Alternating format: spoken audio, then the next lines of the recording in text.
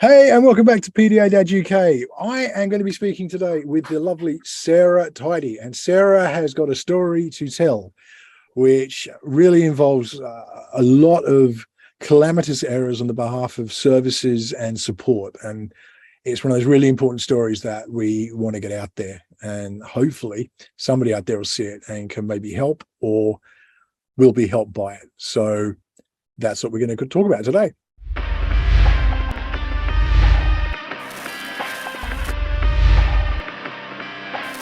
So as I say, welcome back to PDA.UK. Before we go on any further, go hit like, hit subscribe, and ring the bell. You'll always know when new content's coming up. You'll also be helping me reach that 10,000 subscriber mark. So please go and do it. As I say, I'm speaking today with the lovely Sarah Tidey. Sarah, how are you today? I'm all right. Yeah. Yeah. It's been a long year, but yeah, it is what it is. So we're moving forward, hopefully. Absolutely. Well, we'll get to that in a second. So to explain, Sarah and I know each other. Basically, the group I run on Facebook, Sarah is one of the admins on that group as well, has been a tremendous support to a lot of people as a result of that. And I had the pleasure, Sarah and I have only actually met physically once, and her partner, Lee, came to visit us here, and we spent a few days together, and it was amazing. But fate has a funny way of dealing with life. Sarah, why don't you sort of take us on that journey? What happened? Lee and I got together in September 2018. Shortly after that, he's got a little boy, Tommy Lee, who was 3.5 at the time, just turned 4 at the time, and his mum decided she couldn't look after him any further. So Tommy Lee came to stay with us for a few months. It was only meant to be a few months to start off with while she got herself together. 6 months later, we had a chat, the three of us, and Tommy Lee's mum decided that it would be best if he permanently stayed with us. So Lee went to court, got a live with order, and Tommy Lee resided with us. Obviously, I joined the group that we run together, and found out as much as I could find out about autism, and because Tommy Lee was on the pathway to being diagnosed autistic, which he was in the following April.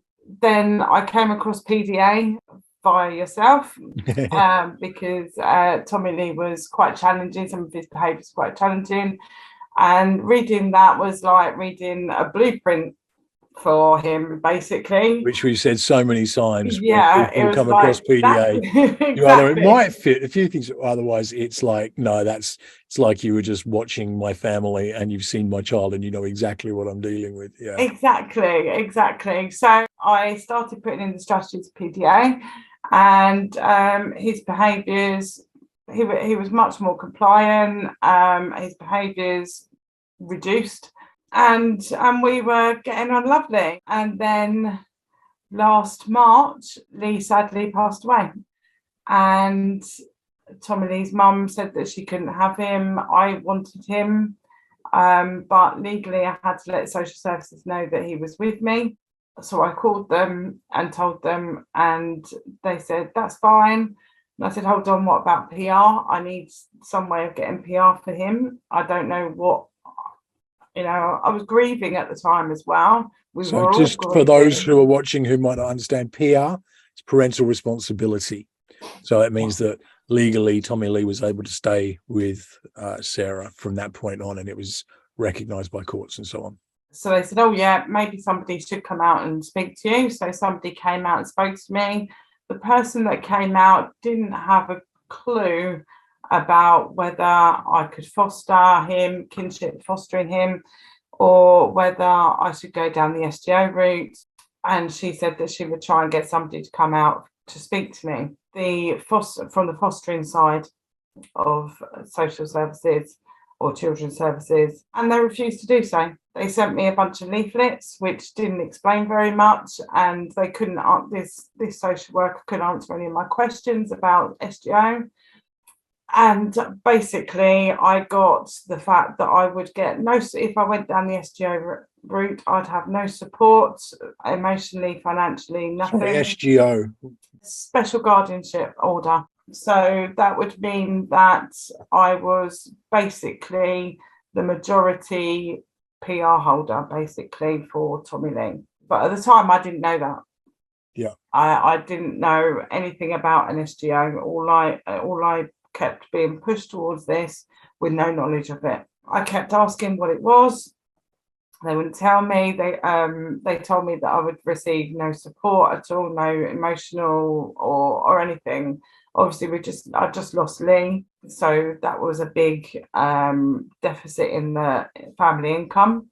I was concerned and worried about whether I could financially look after Tommy Lee and cover all of his needs financially. And I was also, I could talk at the end of the day, I could talk things over with Lee. I had that support, moral support from Lee.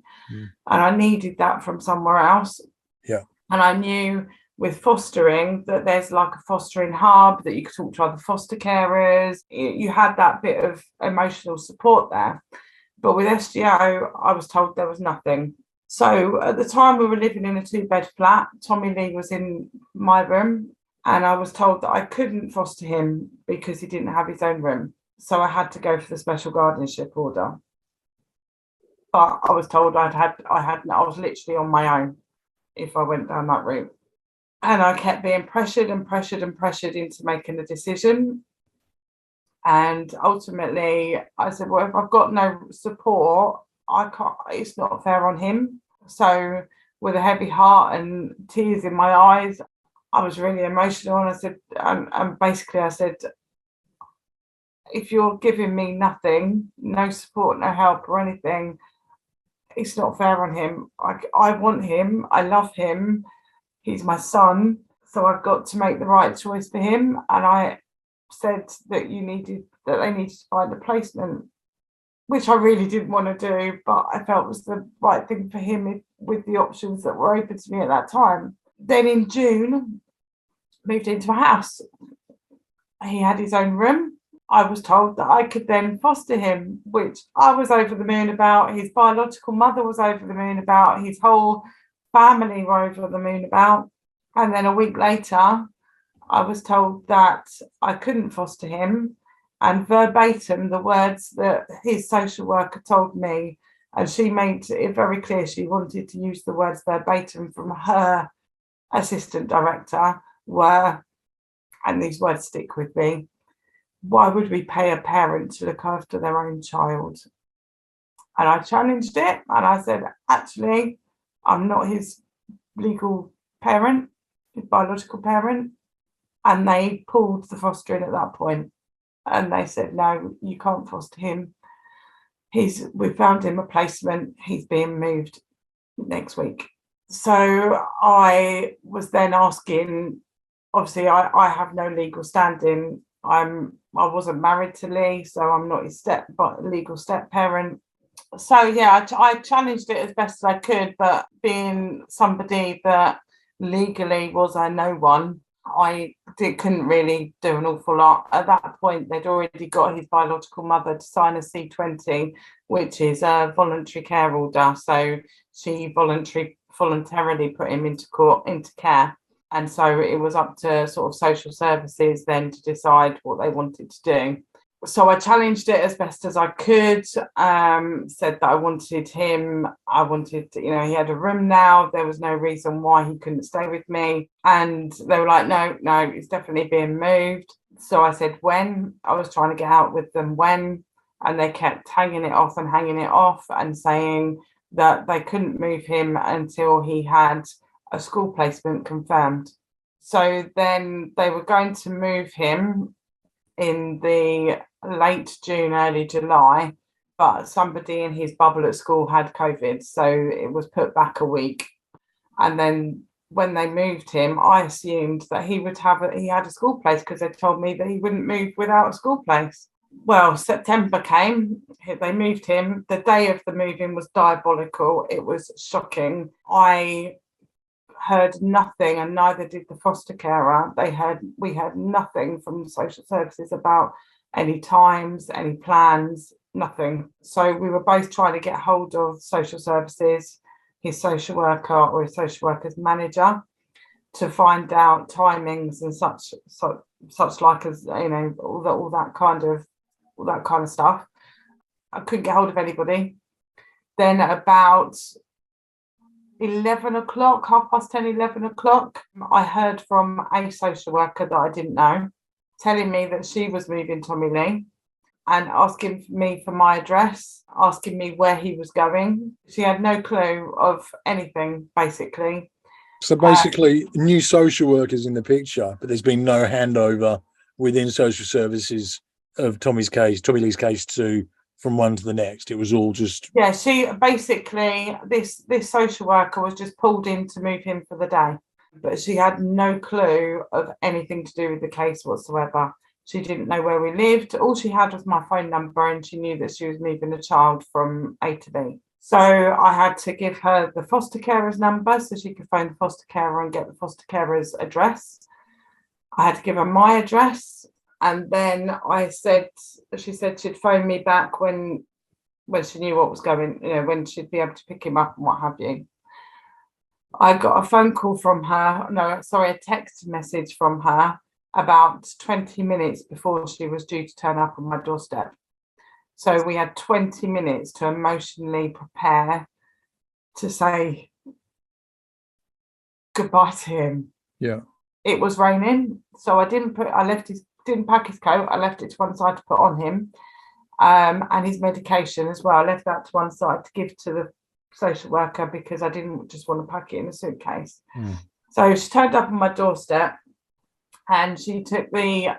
She had somebody driving, so it was her and another social worker driving. She then picked up the suitcase, and I came out with her to the car to talk to her out of earshot of Tommy Lee. And I kind of said, well, I didn't really know what to pack or what he needed, what he didn't need. So she went, well, everything. He's not coming back, is he? At that point, I missed this out earlier, but at that point, I was told that I would be assessed to have him home and for him to stay with me in 6 months' time. Because I was asked if I wanted to be assessed to have him, and I said, of course I do, before he even left me. And so her saying that was like a dagger through the heart, really. And I didn't know what she knew. She knew something I didn't. And then we were saying goodbye to Tommy Lee, and she was trying to talk over us, which then instigated us getting emotional, tearing up, which Tommy Lee was like, well, why are you all crying? I'm just going off for a little while, like a little holiday type thing. In his mind, that was how it was portrayed to him. And then she bundled him in the car. His meds were left behind. His coat was left behind. I tried phoning her. The foster carer tried phoning her. Her manager tried phoning her because I got hold of her manager. And the three of us were trying to phone her to say, can you turn around and come back and get his medication? She didn't pick up the phone for an hour. By that point, she was in Kent where they were moving him because they moved him out of area. And then it was too late for her to come back. So then I had to phone my GP, get the chemist addressed close to the foster carer so I could get them and so that he had his medication. So that was a bit of a shambles in itself on that day. So then he was with the foster carer. I had to then fight to get contact with him. It took me about 6 weeks before I actually got any contact with him. Did they give reasons? Was there any? Well, I phoned the social worker. Start off with, I couldn't get hold of the social worker. It turned out she had COVID. So I went to her manager, and her manager was like, oh, well, she'll sort it out when she gets back. And then when she got back, she was like, well, that's fine. I'm happy for you to organise contact between yourselves. She actually thought the contact was already in place. She didn't know that it wasn't in place. And then she was like, that's fine. You and the foster carer can arrange contact between yourselves. The foster carer was like, no, that's the social worker's role. So she needs to put it in place. And it was all this to and fro in and backwards and forwards in about this. So finally got video contact, so video calls set up so I could see him and talk to him. And then that moved on to me travelling all the way down to Sittingbourne, which is about a 2.5-hour train journey from my place to there. So I could spend 2 hours a week with him, every other week with him. To start off with, the phone calls, the video phone calls were about 10-15 minutes. We spent on the phone once a week. And then every other week, we had this 2 hours face-to-face contact. Then Tommy Lee was in respite at one point. We had a brilliant contact, face-to-face video contact. It was about an hour long. It ended when he wanted it to end. It was fantastic. So I then got hold of the social worker. I was like, why did I get an hour there and only sort of 10-15 minutes here? And she was like, no, you can have minimum half an hour, maximum an hour. But still, the foster carer kept shutting the call down. Between 20 minutes and 30 minutes into the call, she'd say, time's up, and she'd shut the call down. Just to backtrack on this kid whose mum can't take care of him, hasn't got the strength or the capability to look after him. Put him into the care of his father and yourself as a family unit. His father's passed away. He's having to cope with that emotionally. So this is a kid who's autistic with a PDA profile, having to process the emotions and everything that's going on, the loss of his father, is then basically put in a situation where he's pulled away from the only people that he really trusts and has that relationship with, which the emotional turmoil for you is unbelievable. Then pulled away, then your only contact was nothing for 6 weeks. And then his 15-minute phone, like video calls, and then a couple of hours every couple of weeks. And yet, was he getting any emotional support through this? Was he getting any therapy? Was he? No. At the time, I didn't know, because just before he left me, he was diagnosed ADHD as well. His paediatrician diagnosed him with that. His paediatrician also noted that, as you're aware, there's questionnaires that get sent to the school and sent to home, and we both fill them in, and from that they diagnose. So on that, Tommy Lee was diagnosed with both types of ADHD. I can't remember exactly the correct terminology, but there's two kind of types, and he was diagnosed with both, like full on. Also on that questionnaire, it noted that he was scored highly for ODD, and that is very similar to PDA, isn't it? Yeah, ODD, so oppositional defiant disorder, and PDA, pathological demand avoidance, present almost identically. Yeah. The root causes are very different. So PDA is a profile within the autism spectrum, whereas ODD is usually introduced by traumatic events in early childhood and present usually in the teen years, but they can present earlier.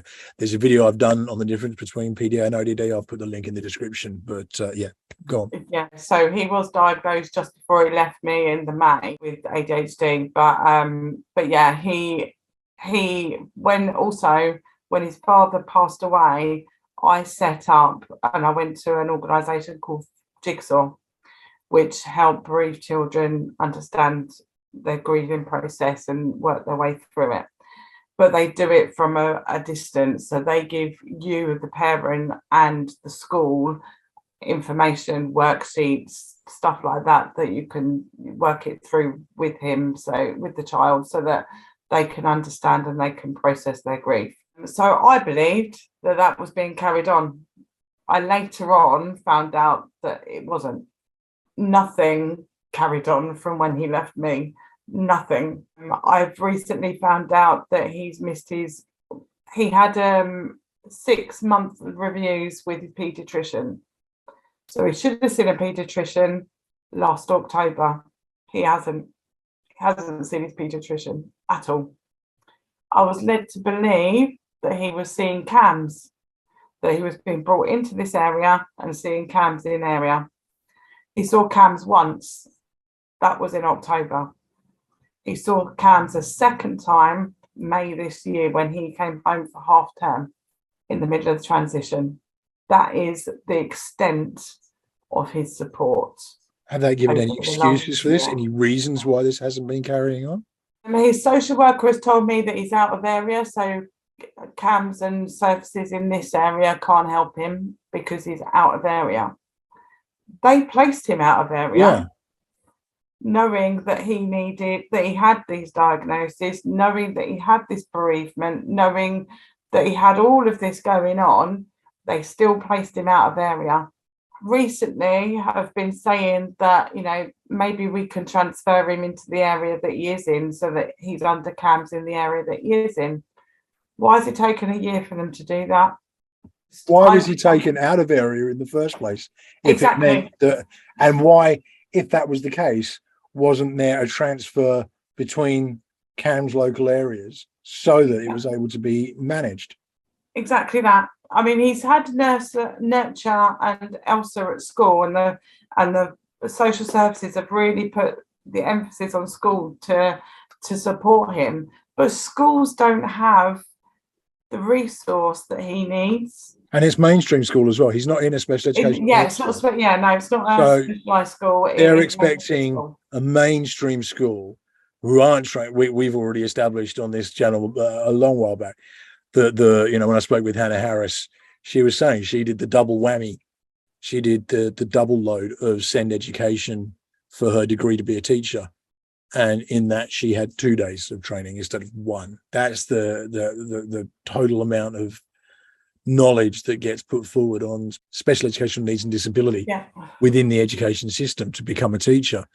So he's in a school that doesn't have the knowledge or the resources to be able to help him with where he's at emotionally, where he's at with being autistic, where he's at with being having a PDA profile, with having ADHD, with any of these things. He's still coping with all that stuff. And then they're saying to the school, you've now got to carry him through a bereavement process as well. Yep, absolutely that. It's just, I can't believe.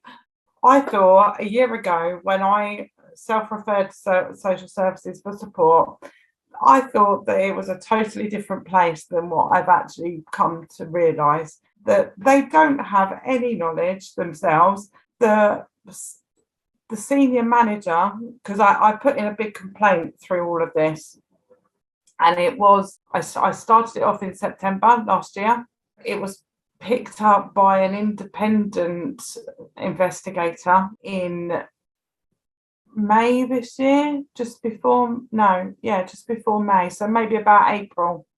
He picked it up and had a look into it all, and he actually came back to me because at that point we decided that Tommy Lee was transitioning home. He could come home.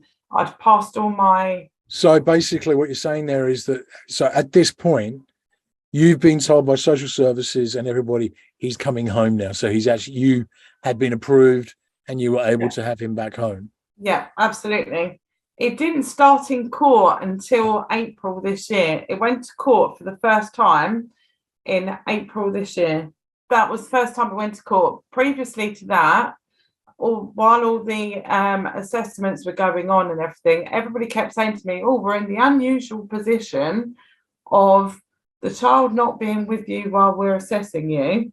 The fact that it hasn't been to court, the court proceedings haven't begun, because normally the court proceedings would begin, the child would be brought home, and while he's home, then there'd be assessing, and the court would lay down a deadline for that assessment to be completed. But that didn't happen. They did all the assessments first, then went to court. So the assessment took from December to April. So then at that point, everybody was in agreement that he was coming home. The court agreed it. His special guardian had come out and seen him with me. Do you know his special guardian, because the court appoint a guardian from CAFCAS to oversee the whole thing. His guardian is the only person in everything that's actually seen me and Tommy Lee together. Nobody from social services have seen us together. So when you've met with him, when you've had the visitation, it's just been you and him.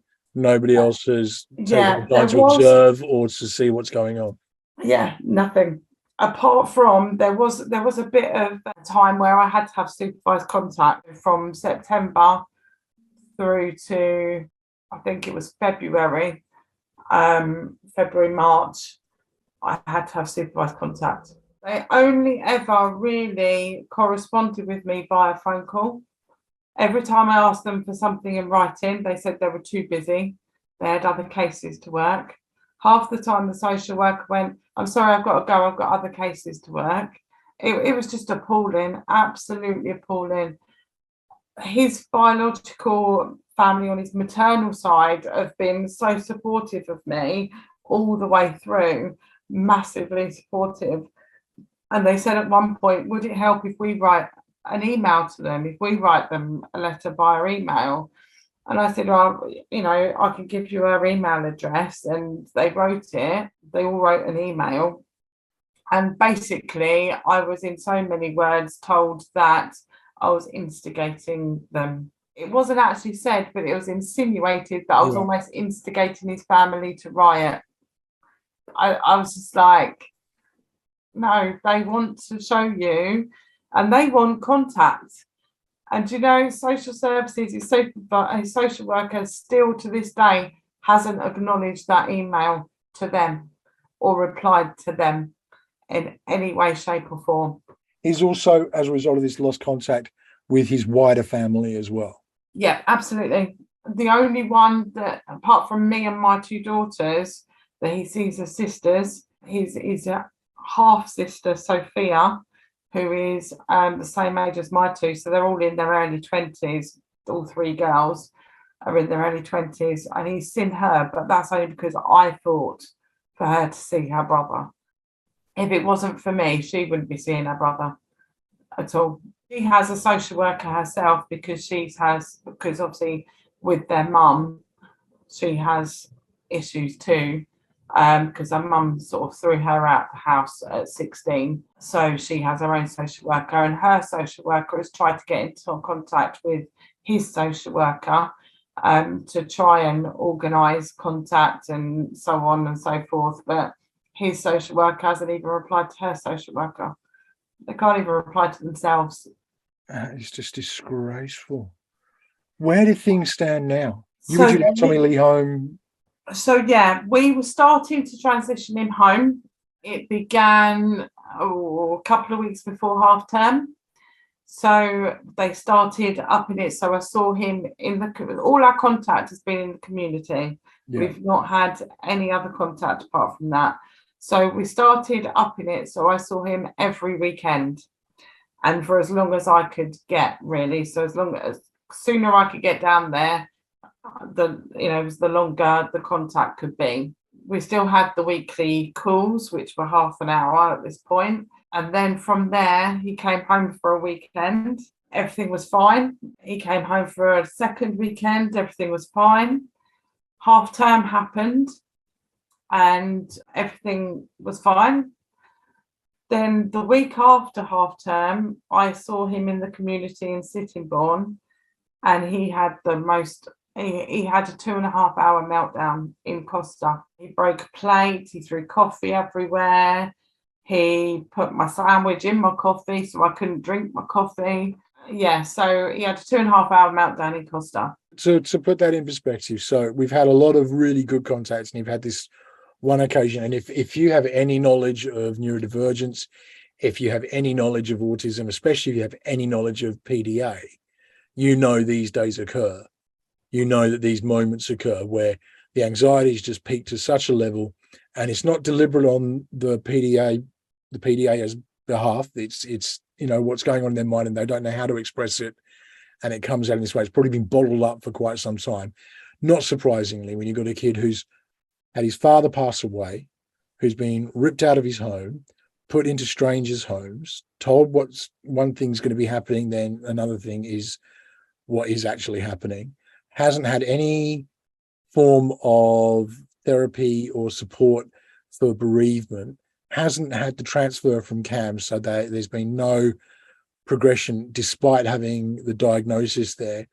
of any support or any kind of help because he's been moved out of area, has been coming back into contact, has had good times, and has one day where there's just an almighty meltdown. And the thing that really draw attention to there is PDAs generally, they have, and this is autistic people in general, when there's a meltdown, they're with people they trust. They'll bottle it. When it's with someone they don't trust, they'll mask. And we've discussed masking. You can check that out in the link in the description. All this is basically, he trusts you. You are a safe place for him. So he's able to display these emotions as a result. I think that meltdown began because I put milk in my coffee. Basically, just before Christmas, the foster carer told me that he couldn't have milk or any products with milk in. Oh, so this is that whole Nemechek Prince protocol stuff, which I've just done an episode on. Yeah. This is that whole gut health creates autism. Yeah. But actually it goes back to, he had some loose stools, basically. He had a bit of diarrhea, and she believed it was down to intolerance of milk. Okay. So she stopped him having milk. Now, at the time, I thought that was through direction from GP, but I didn't know anything about that. She didn't tell me, she told the person the contact supervisor, not me. So I turn up, go to give him a chocolate reindeer nose thing for Christmas to go with a little card to tell him how much we love him, and she instantly takes it off of him. I'm like, well, why didn't you just tell me? Why didn't you just tell me? Then I wouldn't have given it to him. I would have, followed through. Yeah. But anyway, turns out that was the reason. She believed he had intolerance. I thought it was through GP direction that he couldn't have milk. So there's this whole period where milk has been pulled out of his diet, and he's very aware that the milk has been pulled out of his diet. Now, all the way through the last year, I have been held away from everything that's been going on in his life. I have been told I have no legal standing. So I cannot know what's going on with him. Despite his mum, who does have PR, writing emails saying that I can know that she believes it's in Tommy Lee's best interest that I know, because I know him better than anybody else. And he trusts me more than he trusts anybody else. That's from his mother, who does have legal PR. She gave consent for me to be fully involved and fully aware of everything. Social services have turned around and said, even though she's done that, I'm still not to know anything. I still don't have any legal standing to know anything, so they can't tell me anything. So I've been blinded by social services for the last year as to what's going on in his life. So where does it stand now? I still have no legal standing at the moment. As the transitioning process began and we started transitioning him home, I was then starting to be pulled into meetings, his LAC reviews, his EHCP reviews, etc. And I started seeing a bigger picture. I realised at that point that the jigsaw bereavement counselling that I had set up was stopped. I realised at that point that his melatonin was stopped. So medications that he needs have been stopped? Yeah. Is there a reason they've given for that? Foster carer decided he no longer needed it. He's now wearing glasses. I still have no idea why he's wearing glasses. If he needs them, that's not a problem, but it'd just be nice to know the whys, what's wrong with his eyes, but I still don't know. I've asked 4 times. And I've also discovered that the removal of milk from his diet was not from GP direction. The foster carer just decided that that's what the problem was, and so she removed it from his diet. So he has now processed that as milk is poisonous. So therefore, whenever I put milk in my coffee, he believes I'm poisoning myself. Yeah. So I can't put milk in my coffee in front of him because, well, put it this way, I had 12 cups. I now have 2 from that set of 12 because he just threw them flying. So yeah, he came home for half term, everything's fine. Costa, we had a meltdown. I believe that began because I put milk in my coffee. I reached out to social services and I said he's struggling with the transition. And they said, it's fine, you've got this, Sarah. You've been through this before, everything's great, you've done this before, you've got this, you can do this. So I said, yes, but he's not, he needs help. He needs some kind of support because he's not processing this properly. He's not processing it the way we believe he would process it. Yeah. Nothing. The weekend after, he came home for the weekend. Like I say, coffee cups thrown, bricks thrown, the garden umbrella with a concrete base on it, picked up like it was a javelin. He's 8. He picked this thing up like it was nothing and went to throw it. The control was immense. I wasn't allowed to put washing on the line. He'd rip it off and throw it into the next door neighbour's garden. He would want me on the trampoline with him. He'd want me off the trampoline. He'd want me in the garden with him. He'd push me away to go away. I wasn't allowed to climb the stairs because they were his stairs in the house, so I couldn't get upstairs. I wasn't allowed to stand there, 2 back, 1 forward, whatever. Whatever I did, it was like a push me, pull you. He wanted me close because he loves me, but then probably scared that I'm going to disappear on him, so he's pushing me away before I do. Yeah. So I kept reaching out to social services. He needs support. We need support because the communication isn't there between us, and I can't reach him personally because I'm too close. Again, you got this. The last weekend, the weekend before he was due to come home, he came back on the Thursday night. And again, the control was, the closer it seemed to get to D-Day, to him coming home, the higher his anxiety seemed to be. So the more escalated this control. Totally fits because we've already discussed the whole thing of it can be a positive emotion that's filling the emotional cup inside, but it's still filling. And then it takes that small amount and it all comes spilling over. So you've got this situation where he's excited, he's coming home, anxious about it, and probably because, like you said, what's going to happen next? Is it just going to be for a bit and then I'm going to get taken away again? All these things must be going on in his head. He's not getting any support or counselling for this to guide him through the process. He's just being pushed from pillar to post and expected to deal with it. And so it's perfectly natural that that's how he'd be reacting, especially given that he's a neurodivergent who's got a PDA profile. Absolutely. So I kept reaching out, trying to get him that support in the process because I knew at that point he needed it. This wasn't going how we all expected it to go. Because for the last year, he'd been telling everybody, I want to go home, I want to go home, I want to go home.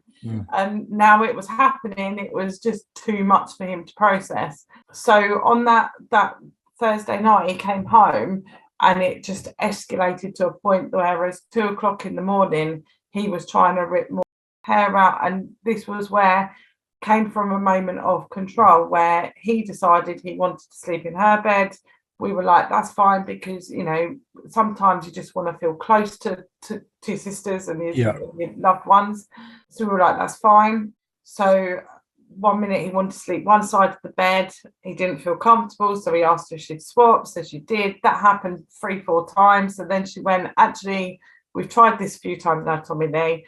It's time to close our eyes and go to sleep and put that kind of boundary down. So you need to choose which side you want to go, you want to lay on, and then we need to, go to sleep.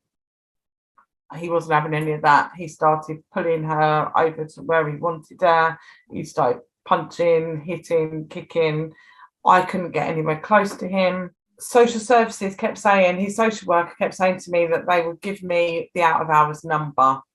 So if I needed support in out of hours, I could call them. They didn't do that. And it was at this point, 2 o'clock in the morning, I realised that I had no numbers to call. So I looked it up online and I called the number online. I spoke to a lady and she said that if it carried on escalating, then we needed to call the police because he needed calming. So I followed her advice, and she also called the police. I ended up with 4 police officers in my house, essentially putting my 8-year-old to bed.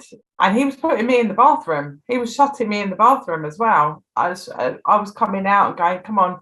And he was just like pushing me away and putting, so they came in and they sort of was finding me trying to get out the bathroom and trying to get away from him all at the same time. And my other daughter, she had a bit of a, at the time she thought it was she felt suicidal because of everything that was escalating. But since then we have come to believe that it was a panic attack that she had at that moment, which has kind of led to low mood. Obviously they've been through hell and back in the last year. It doesn't just affect you. Well. It doesn't just affect Tommy Lee. This is something that affects everybody in the circle, everybody in that unit. Exactly. So this night it kind of culminated in this crisis moment, and we put him, the police officer put him to bed. He went to sleep. Next morning, I then tried phoning. On the Friday morning, I tried phoning his team. His social worker was on annual leave. The foster carer, my supervising social worker on the fostering side, because at this point he was coming home as my foster child. I was his foster carer. She was on leave. I couldn't get hold of anybody. So I spoke to the duty social worker and she said, is he on meds? And I said, no, at this point he's not on meds. She said, it sounds like he could need meds to help his anxieties and stuff. So I was like, well, yeah, that's true. That's an interesting point. Anyway, she said she'd try and get hold of his social worker's manager, which she did, and I got a phone call from his social worker's manager. So I spoke to her, told her what had happened, and she went, right, I'm halting the transition. I'm sending a social worker out to take him back to the foster carer. So he's again had this, exactly what we was probably worried about. He's been yanked out of the situation again. Yeah. And that's not what you wanted. No, I wanted support in the moment, really. Exactly. My mum was on her way down because I was told by all the three social workers, the fostering social worker, his social worker, and the duty social worker, to call on my family and friends for support and bring them in so that they could help sort of take the train off the rail when he's going full pelt control. So I phoned my mum, who was driving down from Norfolk to come down to stay the weekend to give us a bit of help and support. So she arrived as this social worker arrived that Tommy Lee's never seen before. And she arrived and she was like, hi, Tommy Lee, I'm here. We're going to take you back to his foster carers. And he was having none of it. He was like, no, I don't go back today. I go back Sunday. It's only Friday. I don't go back till Sunday. So she was like, no, we're taking you back today because, you're struggling. So he was still having none of it. She couldn't talk him into getting into the car. So at that point, she said, well, what's the plan, Sarah? And I said, I don't know. You tell me what the plan is, because I'm following what your manager has told me. Your manager has told me that she's halting the transition, that she's having him taken back to the foster carer. So you need to phone your manager and find out what your manager thinks the plan should be. Yeah. So she went, all right. So she went off, phoned the manager, comes back, and she said, my manager says that you need to be stern with him, Sarah, and just tell him he's got to get in the car. Oh. And I'm like, you're not putting me in that position. I'm not being the bad guy to make him get in the car. That's down. You guys are deciding this. You guys need to make this happen, not me. Yeah. I'm happy for him to stay. Yeah. But with support. So then she said, and that wasn't happening. So then she tried to be stern with him herself and wasn't happening. So then she said, can you just pick him up and put him in the car? Just, if whatever reaction he has, just pick him up and put him in the car. And I was like, I can't do that. I'm not doing that. No. So in the end, to get in the car, my daughter was going to work. So in the end, she said, we'll give you a lift to work. So her to work and then we'll come back home. So he gets in the car thinking that we're going to drop Morgan off to work and then come back home here. That wasn't what we did. We got in the car, dropped her off, and then we went on down to the foster carers. And when we got there, he was like, "This isn't home. This is the foster carers. This isn't. You told me we were going home." So at that point, the foster carer came. She was telling me to contact the foster carer to get the foster carer out here to the car.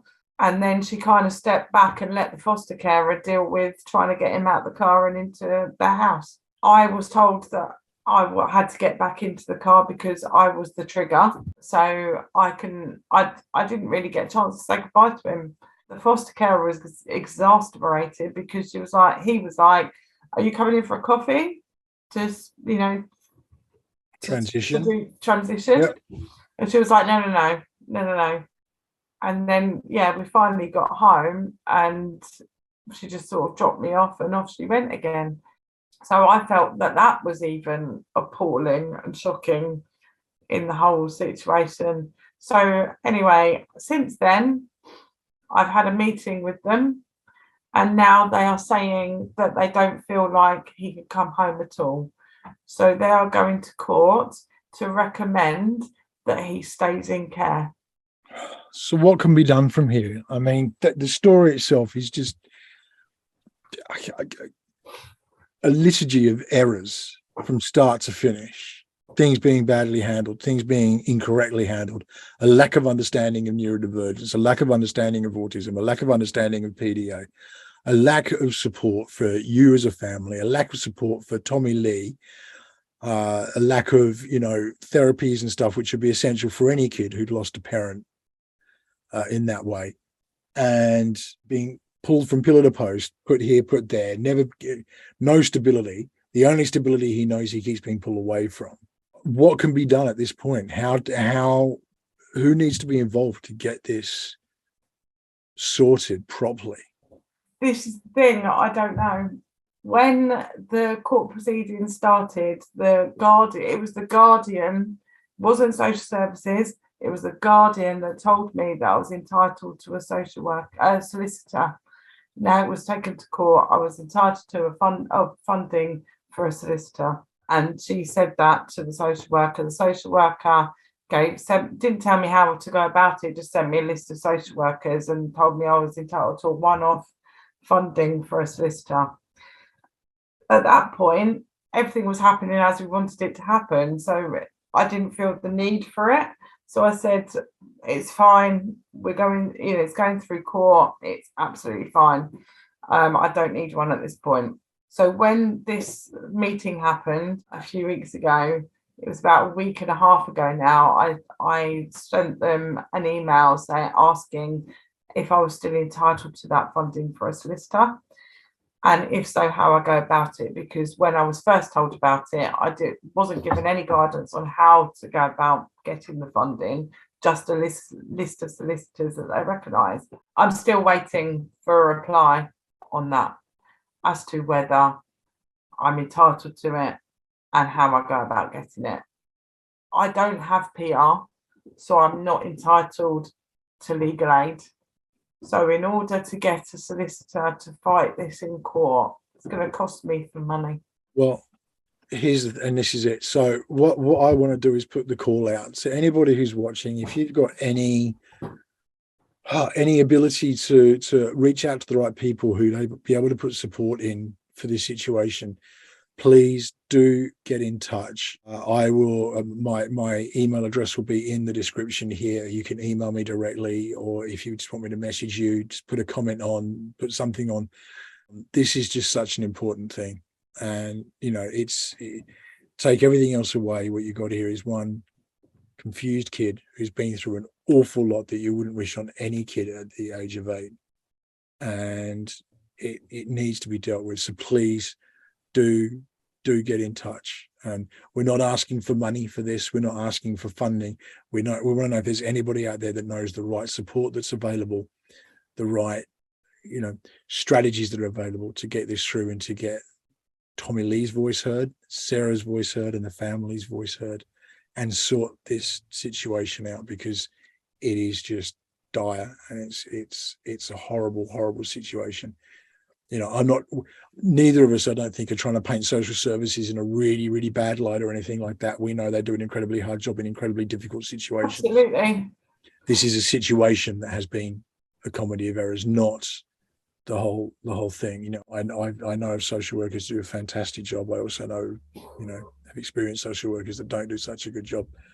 It's a very, very difficult, underfunded, under supported thing, and we're not trying to, you know, paint everybody in the same light, but this is a situation that needs to be resolved. So please do reach out, and I will put anyone who can be of support in touch with Sarah. Yeah, I don't know where to turn next. That's where I'm at. Sarah, I want to thank you so much for sharing your story and Tommy's story and your family's story. It's just, you can't help but be incredibly moved by it. So I just want to thank you, and thank you for all the support and help that you've done with the group as well. And as I've been going through some difficult times here, you know, it's been Sarah and the other admins who picked up the slack and are really running that group at the moment, which is fantastic. Yeah. I'm not going to go through my usual spiel here. I'm just going to say, please do get in touch. Let us know if you know of any ways that there can be support given for Sarah's family. I will see you again on the next episode, but in the meantime, please do stay safe.